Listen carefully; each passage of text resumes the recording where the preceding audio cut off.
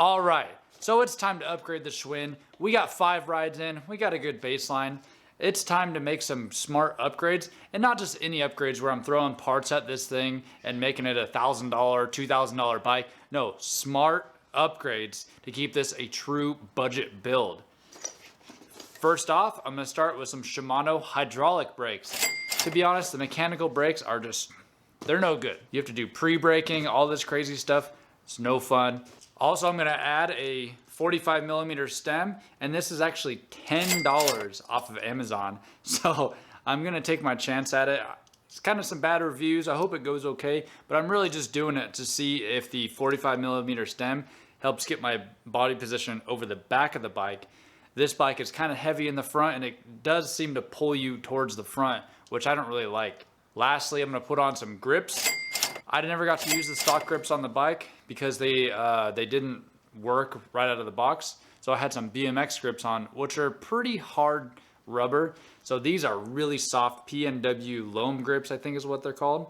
And I think this will help with the ride comfort and my hands not getting a little bit fatigued at the end of the ride. So without wasting any time, let's get started.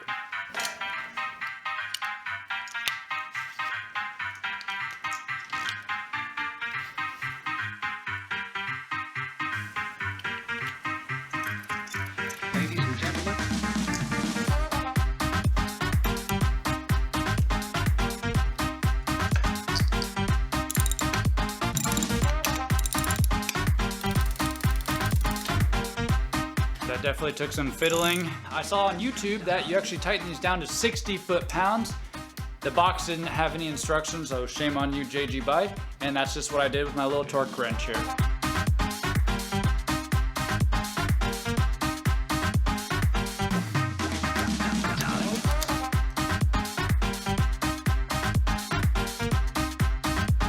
Let's go ahead and get started with these new brakes, grips, and stem.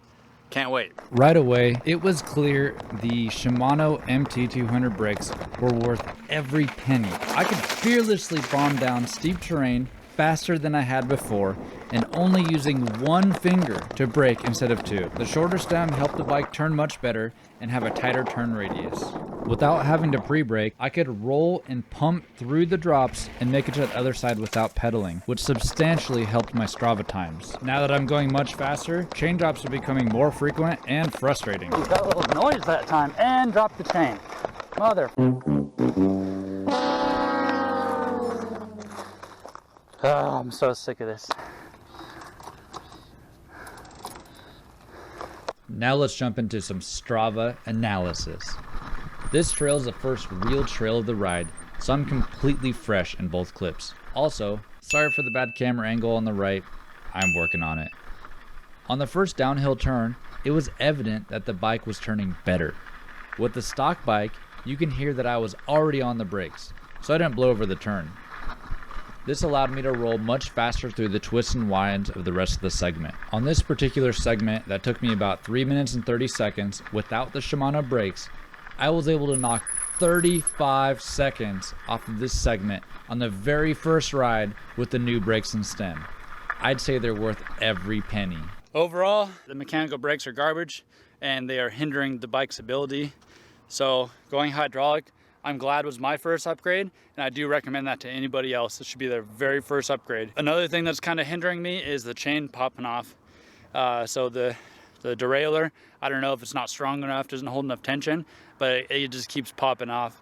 So that's something else that's really holding me back from, setting those KOMs and everything.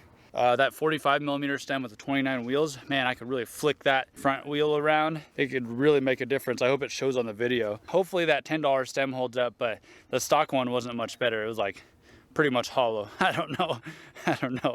With the small upgrades that I made, the bike is more than ready to tackle all of my local single track. If I was on a tight budget, I'd be okay with stopping here, but my tax return money is burning a hole in my pocket. Next week, I'll be swapping out the fork, but not just any fork. Don't miss out. Subscribe now.